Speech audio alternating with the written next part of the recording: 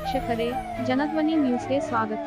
ವಿಧಾನಸಭೆ ಚುನಾವಣೆಗೆ ನಾಮಪತ್ರ ಸಲ್ಲಿಸುವ ಪ್ರಕ್ರಿಯೆ ಗುರುವಾರದಂದು ಮುಕ್ತಾಯಗೊಂಡ ಹಿನ್ನೆಲೆಯಲ್ಲಿಯೇ ಶುಕ್ರವಾರದಂದು ಸೈನಿಕರು ಮತ್ತು ಪೊಲೀಸರು ಪಥ ಸಂಚಲನ ನಡೆಸಿ ಜನರಲ್ಲಿ ಆತ್ಮಬಲ ತುಂಬಿದರು.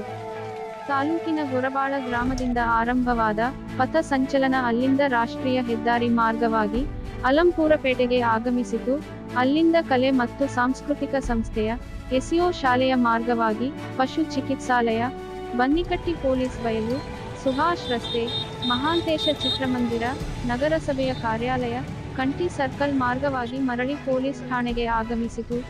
CPI Suresh Bandegumbala, PSI Krishnaveni, SB Patil ನೇತೃತ್ವದಲ್ಲಿ ನೂರಾರು ಸೈನಿಕರು ಮತ್ತು ಪೊಲೀಸರು ಪಥ ಸಂಚಲನ ನಡೆಸಿದರು.